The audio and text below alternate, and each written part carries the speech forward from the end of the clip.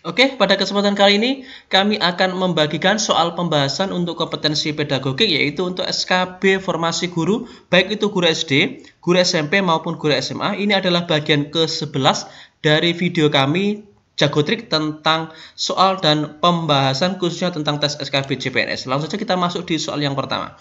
Dengan mempelajari dan memahami perkembangan peserta didik, kita memperoleh keuntungan tertentu, yaitu A. Dapat memperhitungkan biaya pendidikan yang diperlukan, B. Dapat memberikan metode pembelajaran yang menarik dan bervariasi, C. Jangka waktu pendidikan bisa ditentukan, atau D. Guru dapat membentuk anak didik untuk masa depan. Apa manfaat kita mempelajari dan memahami karakter perkembangan peserta didik? Fungsinya untuk apa? Oke, ada beberapa manfaat dalam guru mempelajari perkembangan peserta didik. Yang pertama adalah dapat menciptakan ruang kelas yang tepat bagi peserta didik. Dengan guru memahami konsep perkembangan peserta didik, guru akan mengetahui karakter peserta didik, sehingga dalam pembelajaran, guru tersebut dapat memilih suasana pembelajaran yang tepat untuk digunakan di ruang kelas. Manfaat yang kedua, dapat memberikan metode pembelajaran yang menarik dan bervariasi.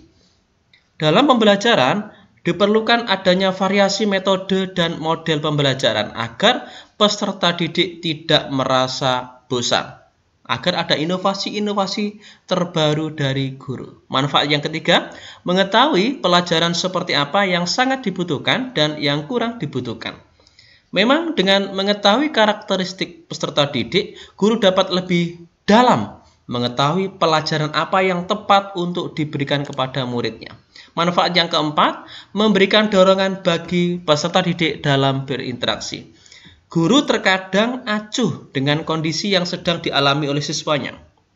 Perkembangan peserta didik dapat membantu guru dalam memberikan dorongan bagi peserta didik dalam berinteraksi.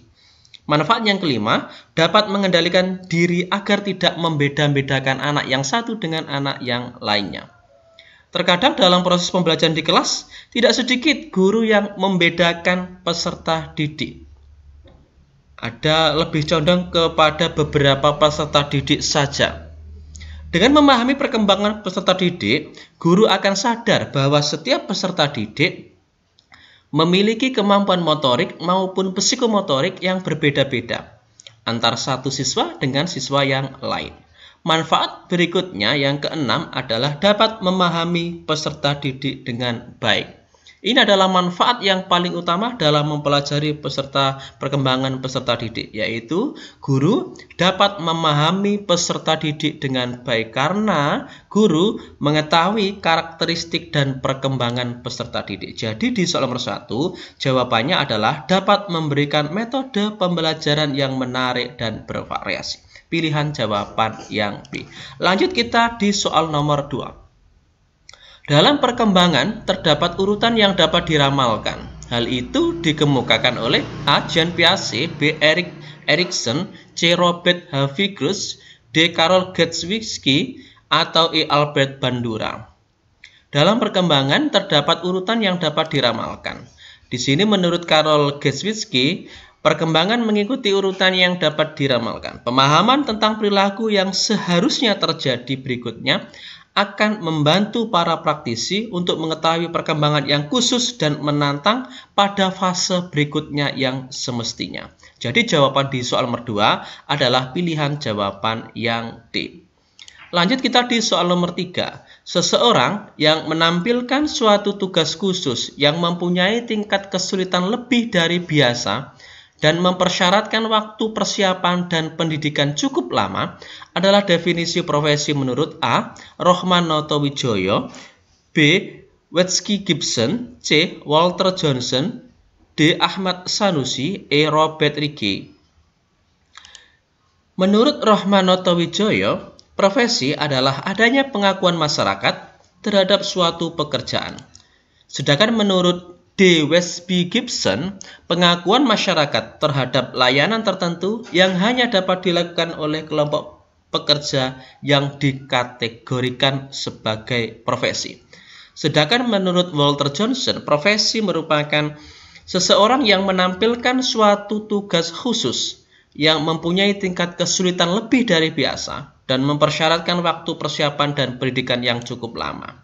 Sedangkan menurut Ahmad Sanusi, profesi adalah suatu jabatan yang memiliki fungsi dan signifikasi sosial yang menentukan atau yang krusial. Jadi jawaban di soal nomor 3 adalah definisi seseorang yang menampilkan suatu tugas khusus yang mempunyai tingkat kesulitan lebih dari biasa dan mempersyaratkan waktu persiapan dan pendidikan cukup lama adalah definisi profesi menurut Walter Johnson. Pilihan jawaban yang C. Lanjut kita di soal nomor 4. Dari pernyataan di bawah ini, pernyataan manakah yang menunjukkan satu dari 9 tahap pengolahan proses kognitif atau yang disebut dengan fase-fase belajar? A. Sebelum proses pembelajaran berlangsung, diperdengarkan rekaman satu drama sosial kepada siswa. B. Pada waktu mengajar, Pak Wardi mengharuskan siswanya mengajukan satu pertanyaan yang berkaitan dengan materi yang dibahas. C. Pak Wanto mengutamakan kualitas, penetapan, dan kegunaan belajar dalam proses.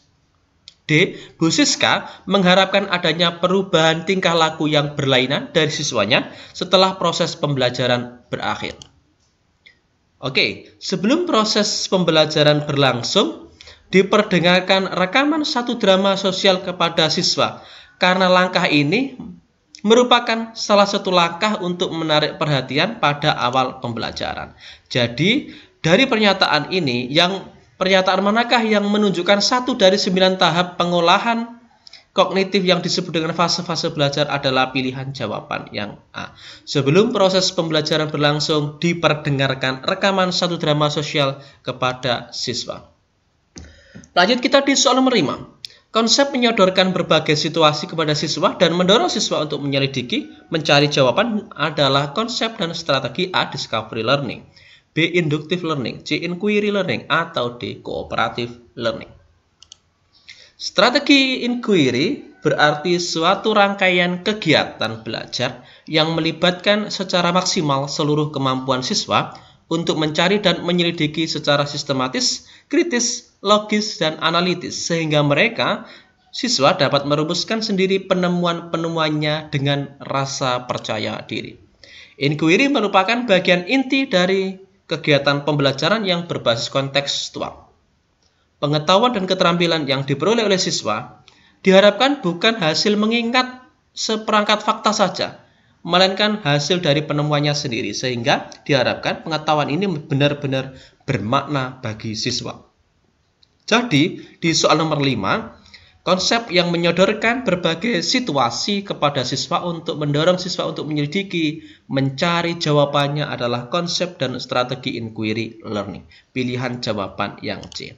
Oke, demikian video sederhana dari kami Jagotrik. Semoga video sederhana ini bisa bermanfaat untuk kita semua. Jangan lupa like, kemudian subscribe, bagikan jika dirasa video ini bisa bermanfaat bagi orang lain, dan tonton kami di Jagotrik, di channel Jagotrik pada video-video selanjutnya. Terima kasih.